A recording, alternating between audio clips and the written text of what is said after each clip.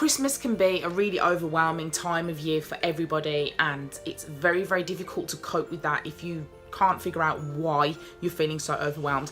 In this video, I am going to give you my top tips for dealing with overwhelm this very, very busy period. Hi, my name's Mel. I am a PT, a health and fitness blogger and a fitness tutor. I struggle with overwhelm a lot, and I put it down to the fact that I'm a very creative individual and I deal with something called organised chaos. I'm not very organised at all, but I still manage to be productive somehow. For next year, my aim is to be more consistent, and so I need to be able to deal with those times when I'm feeling overwhelmed. So here's my top 6 tips to deal with overwhelm in this particular time. So number 1 is to brain dump. It is so important to take away the noise if you can, and brain dumping is an amazing way of doing this, because literally all you're doing is taking all of that information out of your head and popping it onto paper. It may be that you do absolutely nothing with that information, but the very fact that you've written it down helps to relieve some of that pressure. I brain dump with post-it notes and paper. You can do it any way you want. I would suggest steering away from technology and using a good old-fashioned notepad, or if you want to do it the way I do, I write everything down, so my individual thoughts on post-it notes. I stick them onto this big sheet of paper, and then I arrange them afterwards when I finish brain dumping, and I can see if there's a common theme to my overwhelm. That works quite well for me, so if that's something that you want to try, then knock yourselves out, you're more than welcome. Number 2 is to take 5.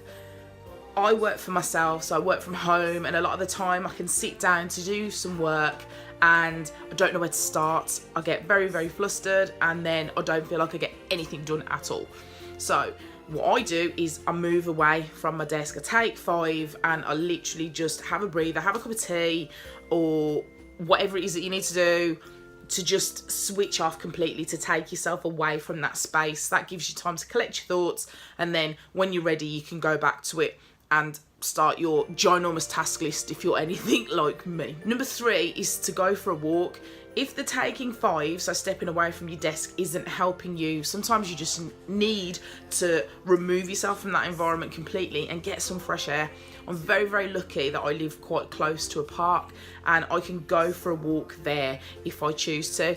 It's cold, and a lot of the time it's the last thing that I want to do, but if I get to a stage where I just need to get out of my environment because I work from home and I'm in the same environment a lot of the time, then I just need to get out of the house, and going for a walk is the best way possible. Plus I live on a hill, so by the time I've got to the top of the hill, I'm tired, I'm not even thinking about my workload, so that works out quite well for me. Number 4 is to do a mundane task. Now, if I'm frustrated or I feel like I'm angry or upset about something, I clean.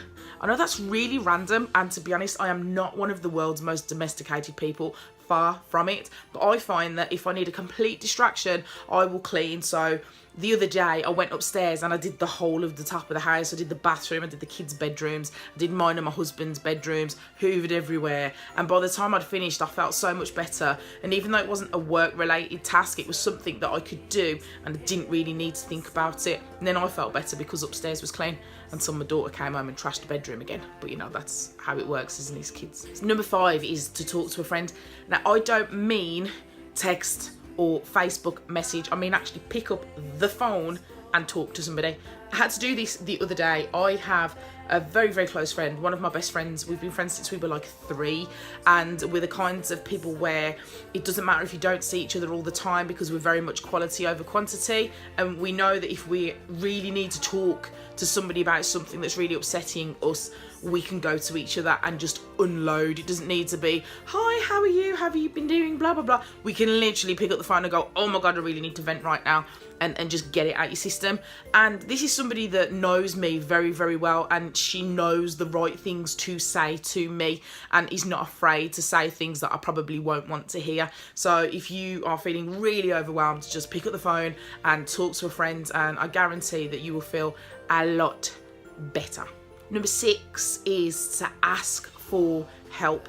There's no shame in this. I mean, I'm saying that now, but a couple of years ago, and sometimes now still, I would never ask for help. I would try and do everything myself, and then I would get extremely frustrated and upset, and ultimately nothing would get done and then I'd be stuck and I'd feel even worse. So I'd be worse than square one. I'd be making myself feel even worse. I have a lot of friends that are happy for me to delegate tasks to. So when I talk about friends, I run 2 fitness organisations, Beats and Cardio Central. I have a team in Beats. My master trainers are amazing. They will take work off me if they need me to, as will the admin support team. And with Cardio Central, I not only have my team of instructors that will take work off me, but I've also got students that are very, very happy to chip in and help. So don't be ashamed or embarrassed to ask for help. It doesn't mean that you're not coping. You just, you know, you're not Superman or Superwoman. You can't do it all, and it's better for somebody to come and give you a little bit of help and those tasks get done than you try and do it all yourself. You end up feeling awful and nothing gets done in the end. So I hope you found those tips useful. Those are my 6 top tips for dealing with overwhelm over the Christmas period. And generally, to be honest, you can use that advice at any time of the year. But drop me a message and let me know what you thought. Drop me a comment below this video. And if you are watching this on YouTube, please hit that like and subscribe button. And if I don't speak to you before, have a Merry Christmas.